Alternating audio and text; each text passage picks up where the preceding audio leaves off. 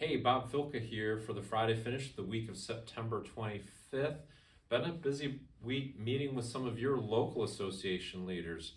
I participated in a conference of EOs from around the state this week, all talking about what some of their best practices are and learned some great things and some great ideas, particularly local associations giving back to their community.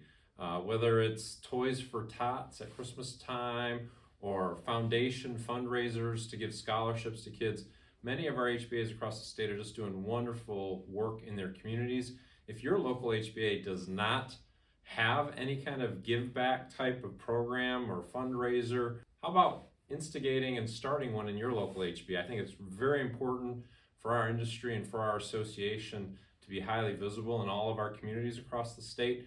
So think about that. Also, as we're approaching the holiday season, I want to remind every member who uses our Meijer discount program, we get any HBA member and their family gets 10% off of general merchandise purchases at Meijer. If your spouse or somebody else uses the MPerks account in your household to get that discount, they have to clip that coupon every quarter. So we're coming up, October 1st is the start of the fourth quarter of the year. Make sure and clip that because 10% adds up. With that, now I'm going to turn things over to our EVP of Government Relations, Dawn Crandall. It's been a busy week at the Capitol. Dawn.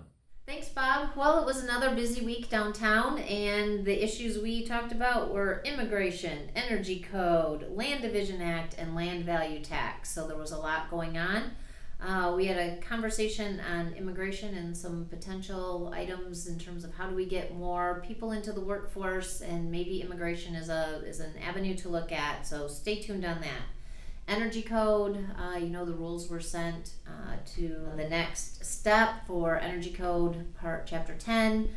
Bob and I continue to meet with members of the Joint Committee on Administrative Rules and have the conversation as to why we feel they need to ask a lot of questions when those sets become before them for a hearing. Land Division, Senator Hertel introduced Senate Bill 480. It was in the Senate Local Government Committee this week.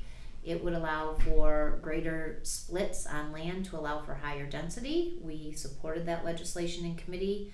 It was not voted out this week, so stay tuned for an update on that. The House Tax Policy Committee took up the land value tax. It hit a couple bumps in the road, but eventually they reported it out. It did not move out of the House this week. They're still working on some issues. And then we had a meeting with the head of the MEDC, Quentin Messer, and talked about, just really reminding him that housing needs to be part of economic development as they look to bring companies to this state and grow companies within this state, that housing needs to be a vital part of that conversation. So look for more on all those issues. Legislature has limited days as we're coming into October, but it's bound to be busy. And that's a wrap for the Friday Finish. Have a great weekend, everybody. We'll see you in October next week.